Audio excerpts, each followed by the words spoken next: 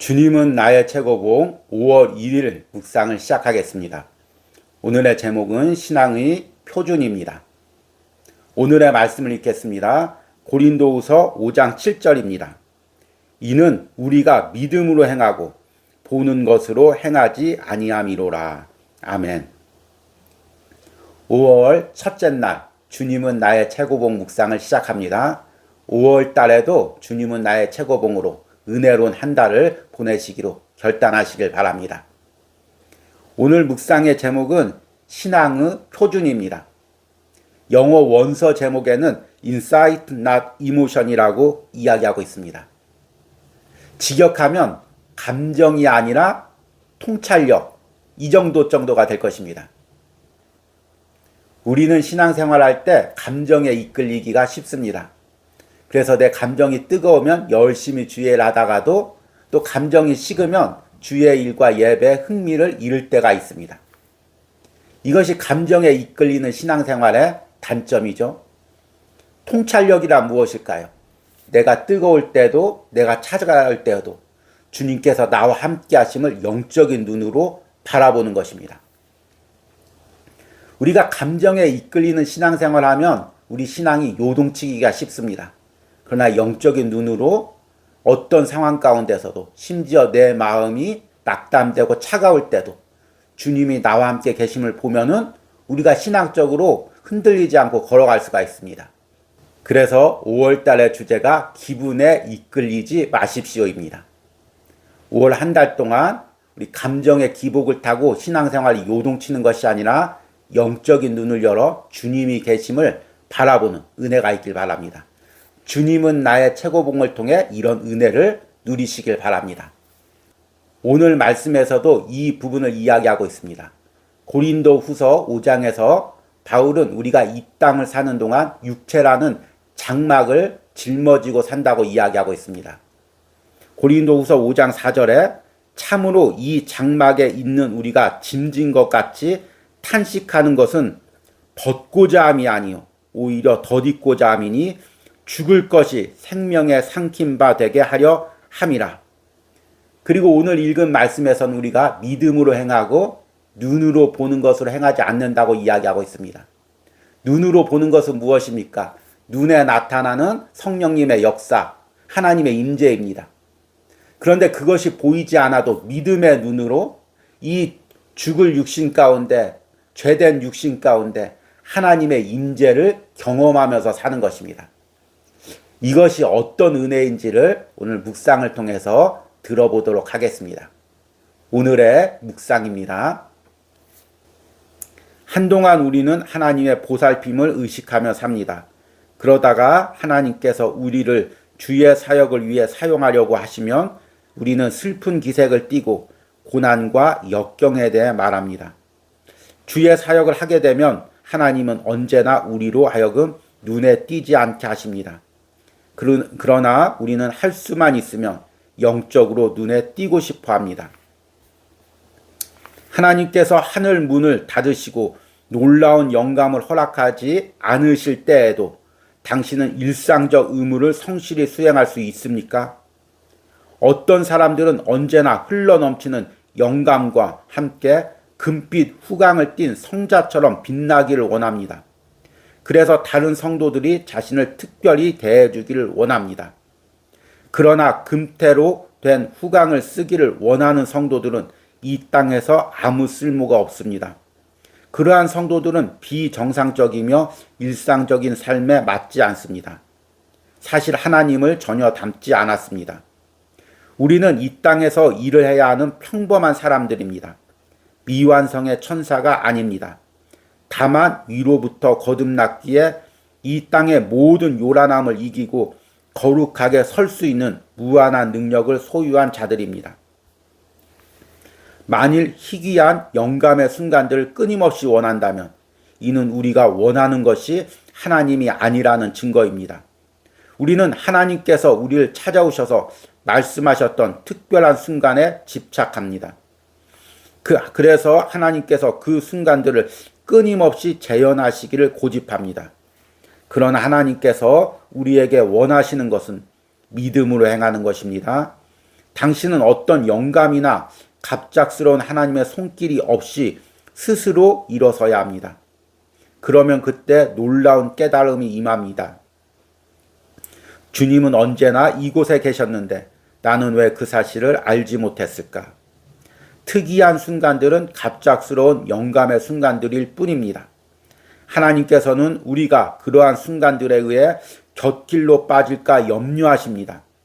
어떤 특별한 영감의 순간들을 신앙의 표준으로 삼지 마십시오. 우리의 표준은 평상시에 마땅히 해야 할 의무들입니다. 아멘. 여러분은 주님은 나의 최고봉을 묵상하면서 어떤 갈등을 느낍니까? 저는 이 주님은 나의 최고봉을 묵상하면서 많은 은혜를 누리지만 이 영상을 묵상하고 전할 때마다 매 순간 갈등을 느낍니다. 이 주님은 나의 최고봉을 묵상하다 보면 저자가 세상 것 다 내려놓고 사람들에게 인정받으려는 것도 다 내려놓고 세상에서 누리려는 것도 다 내려놓고 오직 주님께 초점을 맞추면서 주님만 바라보고 나갑니다. 그런 저자에 비해서 저는 아직도 내 안에 세상 것 대한 욕심이 있고 사람에게 인정받고자 하는 욕심이 있고 또 때로는 삶의 어떤 세밀한 부분에서도 낙담하고 넘어지기를 반복합니다. 그래서 이 묵상을 전할 때마다 갈등을 느낍니다. 내가 이 말씀대로 살지 못하는데 이 묵상을 이렇게 전해도 되나? 나도 이렇게 살지 못하는데 성도들에게 이렇게 살라고 전해도 되나? 계속해서 갈등을 느끼고 때로는 제가 위선자인 것처럼 느껴질 때도 있습니다. 그런데 또한 주님은 나의 최고봉을 묵상하면서 이런 나의 인간적인 모습을 적나라하게 볼 수 있음을 감사드립니다. 우리는 진흙 같은 세상 속에서 뒹굴고 있는 존재입니다. 그래서 우리 영혼에 온갖 죄된 진흙들이 흙덩어리들이 묻어 있습니다.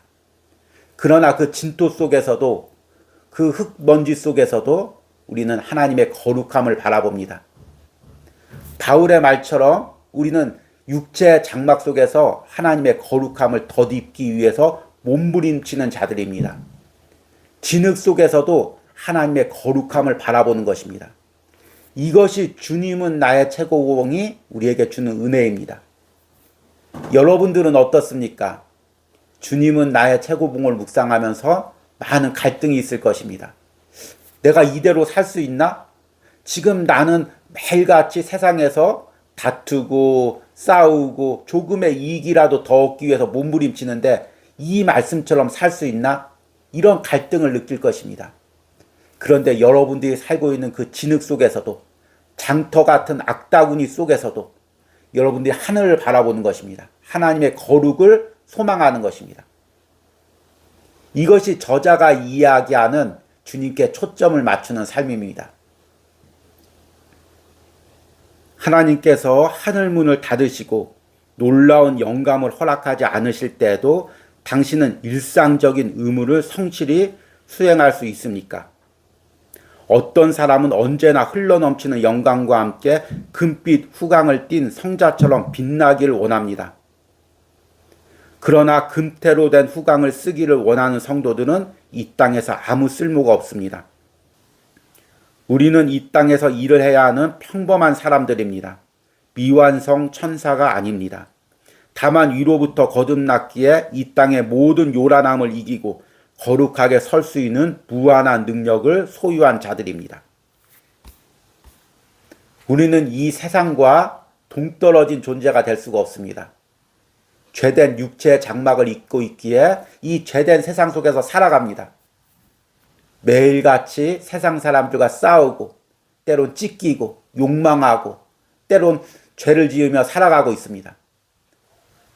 그렇다고 그 죄된 세상 속에 동화되는 것이 아닙니다. 진흙 속에 살지라도 그 죄된 세상 속에서 뒹굴지라도 우리는 항상 하늘을 바라보는 것입니다. 이 죄된 육체에 하나님의 거룩을 덧입으려고 몸부림치는 존재들입니다.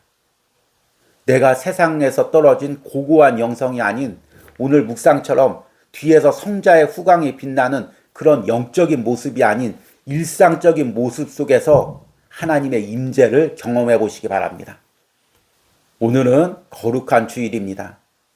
우리가 성령의 뜨거운 임재를 기대하고 예배에 참석하고 주의 일을 할 것입니다. 그런데 내가 기대한 만큼 성령의 뜨거움이 느껴지지 않을 수도 있습니다. 하나님의 임재를 느끼지 못할 수도 있습니다.